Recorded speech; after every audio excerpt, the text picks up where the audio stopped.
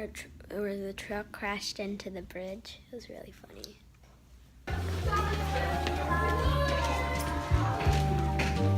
Go ahead.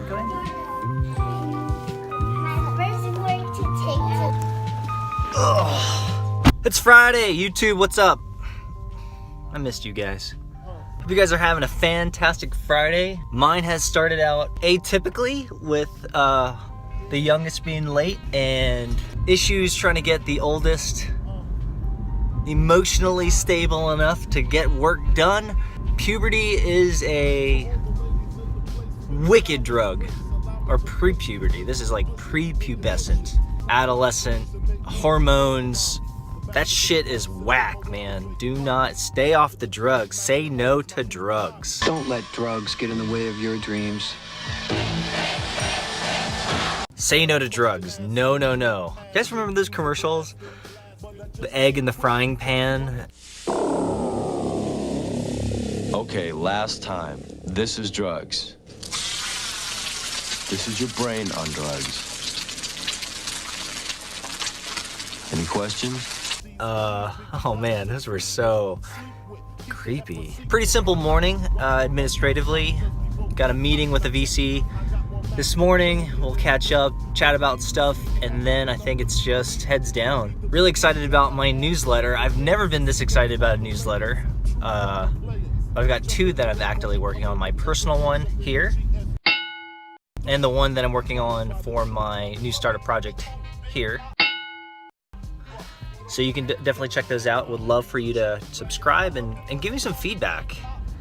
You know, the personal one is more about my personal projects and what I'm working on, and a bunch of the indie apps and yada, family life, entrepreneurship, trying not to suck at life. And the second one is more about the things that I read, that I consume on a daily, weekly basis related to the software industry. For some of you that may not resonate, and for a lot of you that you may not care, which is fine. But these are the things that I count the most important. I'm trying to create a lot of high signal for those who care about engineering operations and jobs. Otherwise, it's back to the grind. I did want to talk about one particular thing today that I thought was an interesting topic of conversation and dialogue. So I'll chat about that in just a moment. Cause in a few we gon' do what we came to do. Ain't that right, boo? Forget the telly, we just go to the crib. It's actually a really nice day today. The sun. It's been so wet and gross here in San Francisco for such a long time. Just about time for some good weather. I just wanted to quickly chat about one particular thing. One very interesting thing that I've noticed and that I've just come to terms with. And it's this idea of communities, and more specifically this idea of migrating or moving communities, or the kind of the concentric circles that communities have online. To give you more specifics, I've been writing a blog for 16 years, every single day, and I have a lot of readers, a lot of subscribers who subscribe via email, RSS, and who visit the site for whatever reason. They've just bookmarked it in their browser. I also have 160 or 70,000 followers on my old and original Twitter account, and then 11 or 12,000 followers on the active Twitter account. And then I've got a newsletter that has a couple thousand subscribers, which I rebooted a couple days ago.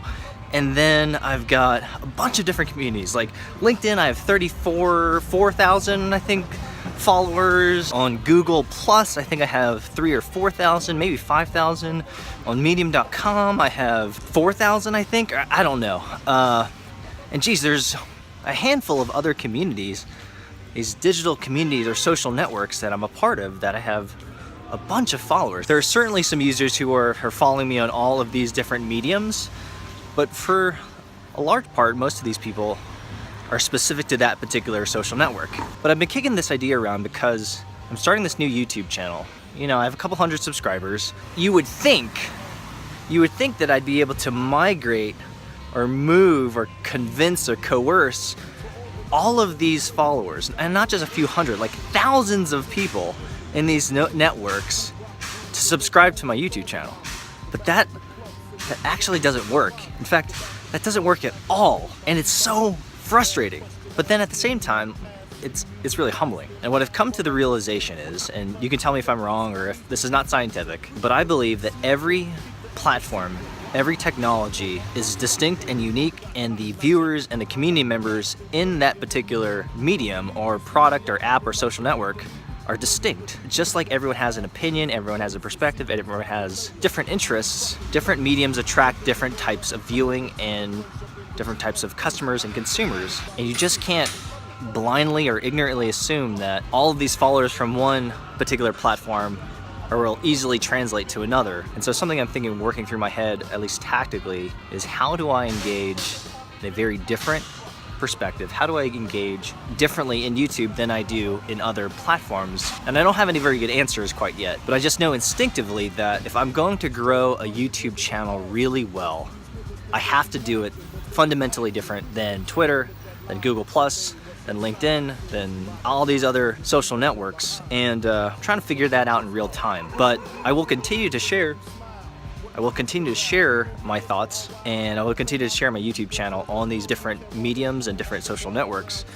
But I no longer have an expectation that I'll be able to move most, if not all of them, to YouTube. It just doesn't work that way. And so for every channel, for every medium, for every platform, you have to engage differently. And here's a very sobering thought. It's quite possible that I am not meant for YouTube, that I am not meant for this particular type of distribution communication channel. And that would be humbling, and that would be super depressing, but it's an experiment that I want to figure out. It's something I'm willing to try to see if it doesn't work. But if it does, then wow, like, this is a better medium for me. And maybe just maybe I'll be able to focus on 100%, like, who knows?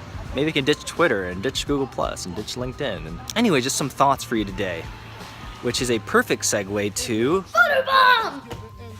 I would be a video bomb.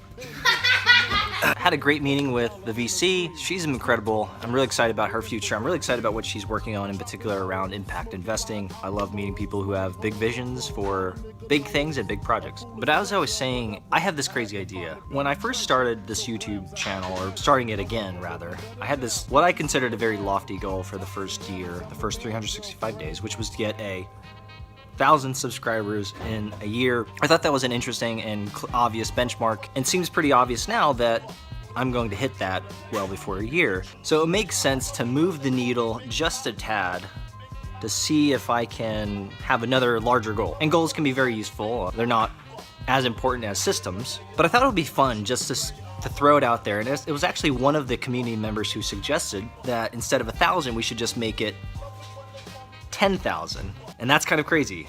10,000 subscribers in the first year. Originally, I would have thought that would have been an easy goal to achieve, considering all of the social networks I'm involved in that have tens, if not hundreds of thousands of followers, but that's obviously not the case. There's a very clear difference between the YouTube community, those who watch videos online consistently, and all of the other social networks. So I really feel like I'm starting from scratch, which is exciting. I like the challenge of starting something new, and I like the challenge of trying to reconfigure the way that I engage with a particular technology and tool. But I need your help, obviously, to see if we can get to 10,000. And I don't know what that means, but one, thank you for subscribing and watching yourself and participating and commenting and sharing. That means a ton to me. But if you have any other ideas about how we can get to 10,000, I would love to hear it. So if you have tips, tricks, thoughts, ideas, strategies, tactics, drop it in the comments below, and I will try them. I have no idea how we're going to get there, but that would be super cool.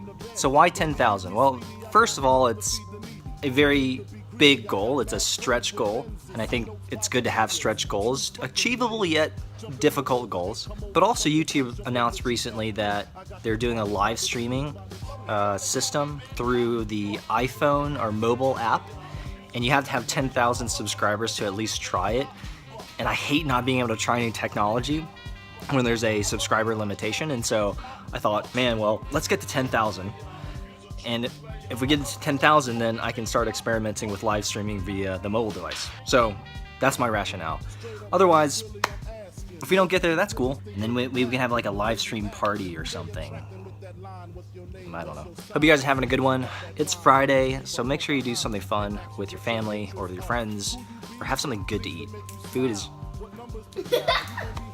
yeah, spend time with those you love, do good work, but I'll see you guys later.